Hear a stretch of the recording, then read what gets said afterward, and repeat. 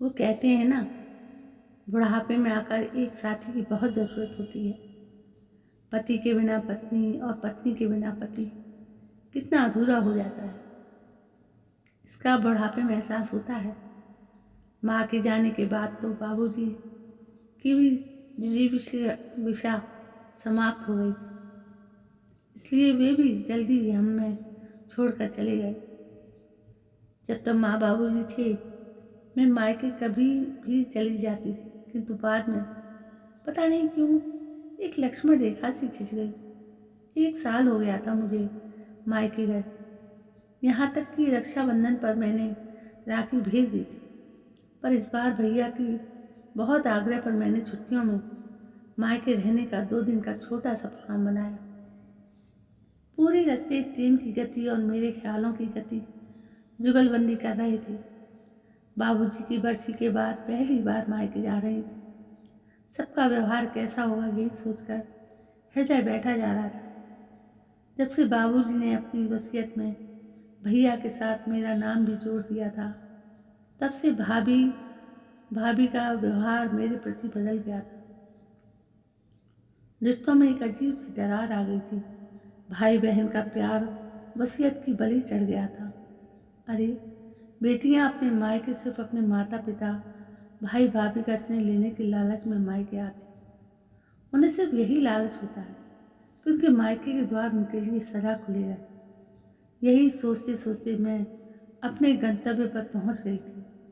भैया स्टेशन पर मुझे लेने आए थे। स्टेशन से घर तक सिर्फ भैया ने 2 वाक्य बोले थे, कैसी हो छोटी, रास्ते में कोई तकलीफ तो नहीं हुई। बस उसके बाद तो भैया ने जैसे मौन व्रत रख लिया था। घर पहुंचकर भाभी ने जिस तरह से दरवाज़ा खोला, उनके व्यवहार से मन में कुछ दरक सा गया।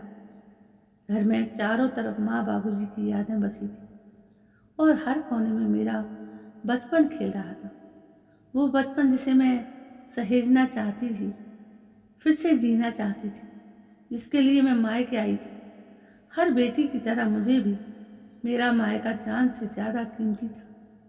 वो तो दिन मुझे सपनों के बीच परायों जैसा लगा था। आंखें बार बार छलकने को बेचैन थी।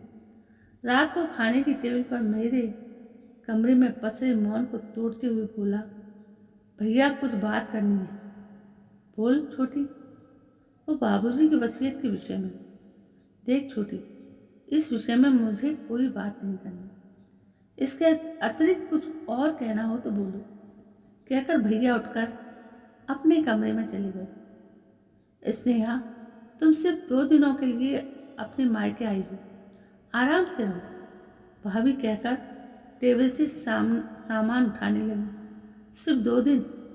भाभी के कहे ये शब्द मेरे कानों में शीशा घोल रहे थे। मैं बिना किसी कसूर के अपने मायके में मुजरिमों के कटघरे में खड़ी थी, जिसकी सुनवाई होनी नामुमकिन सी थी। जिस घर में मैं पली बड़ी, वो घर मेरा मायका अब पराया सा प्रतीत हो रहा था। जैसे तैसे 2 दिन गुजार के अपने घर वापसी आ गई। अपने घर वापस पहुंचते ही भाभी का फ़ोन आया, स्नेहा ठीक से पहुंच गई? तुम रास्ते में कोई परेशानी तो नहीं हुई? वे थोड़ा हिचक कर बोली, हाँ भाभी पहुंच गई। मैंने रुंधी आवाज़ में बोला, स्नेहा ये लिफाफा तुम टेबल पर क्यों छोड़ गई थी?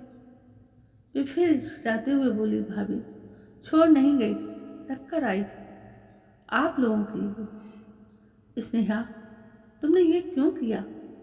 भाभी, मैंने तो सिर्फ अपना फर्ज निभाया है। यही बात तो मैं आप दोनों से करना चाहती थी, पर यह तो आपकी ही अमानत थी, वापस तो मुझे देनी थी। बाबूजी ने अपनी प्रॉपर्टी में मुझे हिस्सा दिया, ये उनका फर्ज था, और उस हिस्से को जिसका हक था, मैंने उसे वापस करना अपना फर्ज निभाया। भाभी, मुझे आपकी प्रॉपर्टी नहीं, आपका लोगों का प्यार चाहिए, साथ चाहिए, और वो अपनापन चाहिए जिसके लिए बेटियां अपने मायके आती हैं। मायका एक बेटी के लिए उसका अस्तित्व होता है। उससे दूर होने की जो पीड़ा होती है, वो बहुत असहनीय होती है। मेरा मायका वसीयत की बलि चढ़ गया था भाभी। ऐसी प्रॉपर्टी का मैं क्या करूँगी भाभी, जो मुझे मेरे मायके से दूर कर दे, मेरे भाई को मुझसे दूर कर दे। मेरे लिए ये पेपर्स बोझ थे। मैं तो पहले ही आपको देना चाहती थी, किंतु मायके के रास्ते जाने पर कदम थम गए थे। भाभी, मुझे कभी भी प्रॉपर्टी का लालच नहीं रहा। मुझे तो सिर्फ मेरे मायके का लालच था। मुझे तो सिर्फ मेरा मायका चाहिए था। कहकर मेरी आवाज़ मेरे गले में अटक गई। छोटी, तू कब इतनी बड़ी हो गई, पता ही नहीं चला। तेरी बातों ने तो मुझे बौना कर दिया। हम तो स्वार्थ और गलतफहमी की आग में अपने रिश्ते स्वाहा कर रहे थे। मुझे माफ़ कर दे छोटी। तेरा मायका तेरा था और तेरा ही रहेगा। दूसरी तरफ से भैया की आवाज़ सुनकर अब तक आंखों में रुके मेरे आंसू अविरल बहने लगे। तो दोस्तों, कहानी पढ़ते पढ़ते मेरा भी दिल द्रवित हो गया था। कहानी थोड़ी मार्मिक थी। ठीक है, कल मैं फिर मिलती हूँ। तब तक के लिए जय हिंद, वंदे मातरम।